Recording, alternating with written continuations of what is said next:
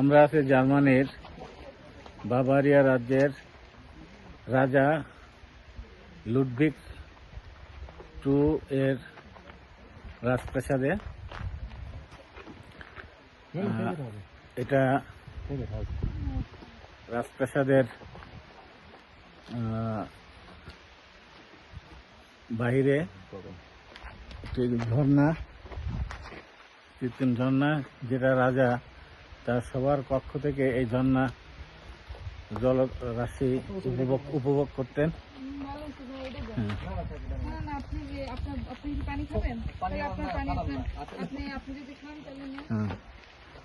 আর পিছনে আমাদের রয়েছে রাজপ্রাসাদ।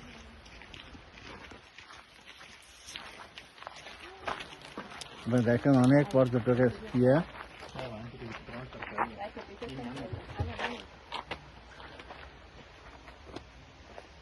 উইনি আমরা আজকেও এসছি, উইনি আছে, এশা আছে এবং ভাইপো অনেক মাহমুদ আছে। আমরা এই রাজপ্রাসাদ ঘুরতে এসেছি, যেটা কেমটন সিটি থেকে 70 কিলোমিটার দূরে, এবং আসার পথে আমরা অস্ট্রেলিয়ার ভিতর দিয়ে আসছি। আসো, আমি সাইডে নেব। এই দেখেন রাজপ্রাসাদ, রাজপ্রাসাদের গা ধরে আমরা তার গার্ডেন, রাজার বাগান, ফুলের বাগান।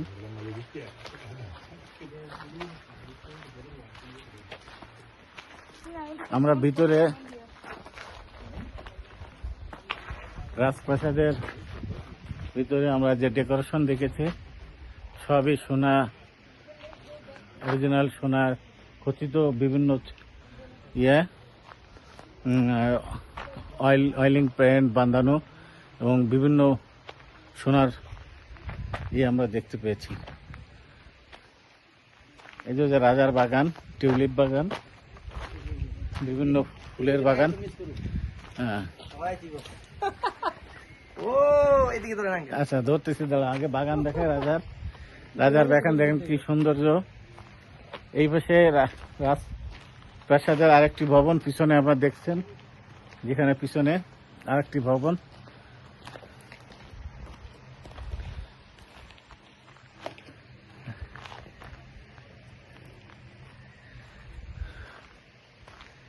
আমরা রাজার বাগান এর ফুলের বাগান দেখালাম।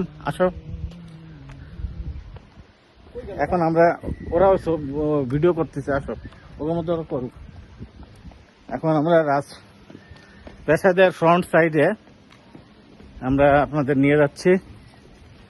দেখেন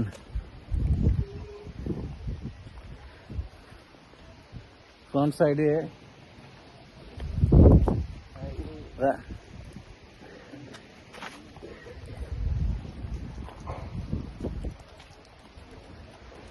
লুডভিগ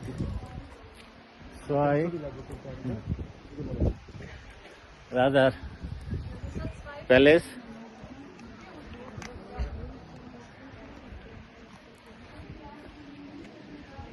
অপরূপ সৌন্দর্য মণ্ডিত এই রাজপ্রাসাদ। আমরা ভিতরে যে রাজার শোবার ঘর, ড্রয়িং রুম, ডাইনিং রুম সহ বিভিন্ন দর্শনার্থীদের উদ্দেশ্যে রাজার রুম পরিদর্শন করলাম। সবই সোনা, অরিজিনাল সোনা দিয়ে বিভিন্ন কারুকাজ করা, কিন্তু আমাদের ভিতরের ছবি তোলা বা ভিডিও করার কোনো পারমিশন নাই, যে কারণে আপনাদের দেখাতে পারলাম না।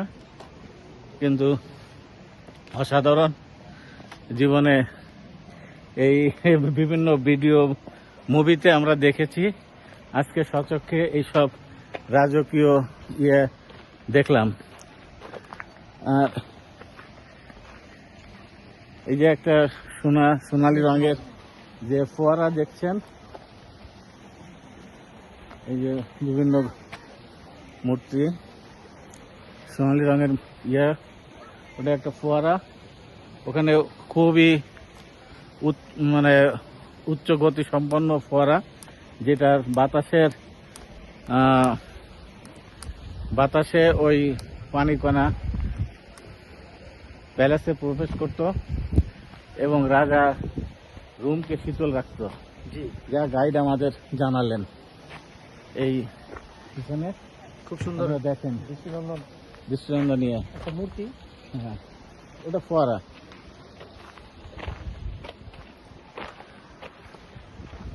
চোখ জুড়িয়ে দেয় কত। এই রাজা লিডভিক সোয়াই উনি ছিলেন মানবিক একজন রাজা, যিনি পাখি পাখি পশু শিকার করতেন না, যুদ্ধ পছন্দ বিগ্রহ পছন্দ করতেন না। তিনি 18 বছর বয়সে এই বাভারিয়া রাজ্যের রাজত্ব গ্রহণ করেন। ওনাদের বংশ 700 বছরের রাজত্বের ইতিহাস রয়েছে, যেটা আমাদের গাইড জানালেন। আর উনি মাত্র 40 বছর বয়সে পানিতে ডুবে মারা যান।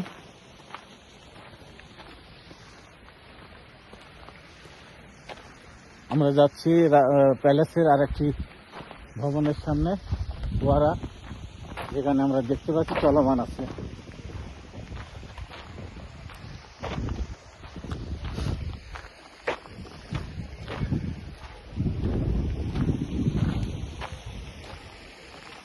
কষ্টি পাথরের সিংহমূর্তি, দুপাশে দুটো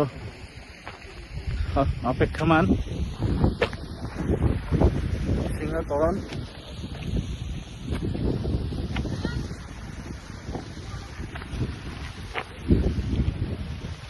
কি অসাধারণ শিল্পকর্ম। এবং জার্মানের ভিতরে সবচেয়ে জনপ্রিয় ঐতিহাসিক রাজ ভবন প্যালেস এটি।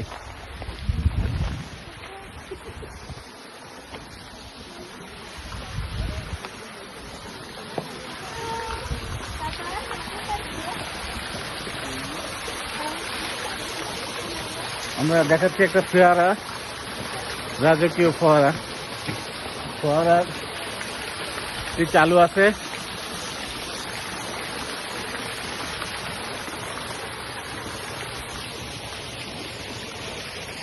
আমরা সিঁড়ি দিয়ে উপরের দিকে যাচ্ছি।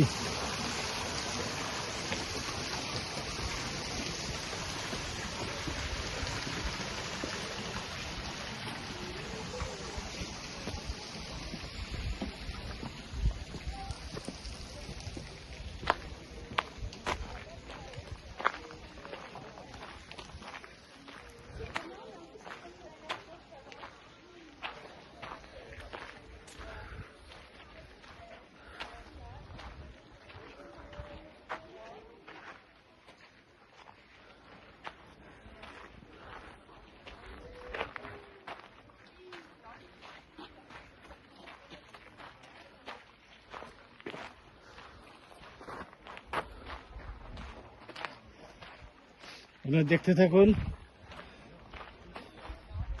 প্যালেসের বিভিন্ন সৌন্দর্য সমূহ। এই ভবনের দুই পাশে যে গার্ডেন আছে, এখান থেকে রাজার প্যালেসটা খুব সুন্দর দেখা যাচ্ছে পাহাড়ের পাদদেশে। পুরো ক্যামেরায় এখন রাজপ্রাসাদের ভিউটা আমরা দেখতে পাচ্ছি। আমার সঙ্গে আজও সবার সঙ্গে আছে ভাইপো অনিক মাহমুদ। তার রাজপ্রাসাদ কেমন দেখলো ভিতরে, এবং এই টোটাল রাজপ্রাসাদ কেমন উপভোগ করলো সে সম্পর্কে কিছু বলো। আসসালামু আলাইকুম, সবাইকে শুভেচ্ছা। বিশেষ করে আঙ্কেলের দর্শকদের সবাই আঙ্কেলের ভিডিওটা দেখবেন, বেশি বেশি শেয়ার করবেন। আঙ্কেল খুব যত্ন সহকারে আপনাদের জন্য ভিডিওটা বানাইছে। আমরা আসছি জার্মানির বাভারিয়া রাজ্যের আপনার একটা রাজপ্রাসাদে। এই রাজপ্রাসাদে যতটুকু যা বুঝলাম, ভিতরে একজনে সবকিছু ইংলিশে সব আমাদের বললো, গাইড দিল। উনি ফ্রান্সের যে এলিজা প্রাসাদ আছে, ওই প্রাসাদের ওরকম করে এটা বানাইছে, সম্পূর্ণ সোনাদা মোড়ানো ভিতরে। এবং উনি খুব দীর্ঘ ছিলেন, দীর্ঘ ছিলেন, এবং উনি খুব ভালো মনের ছিলেন এবং মানবিক রাজা ছিলেন।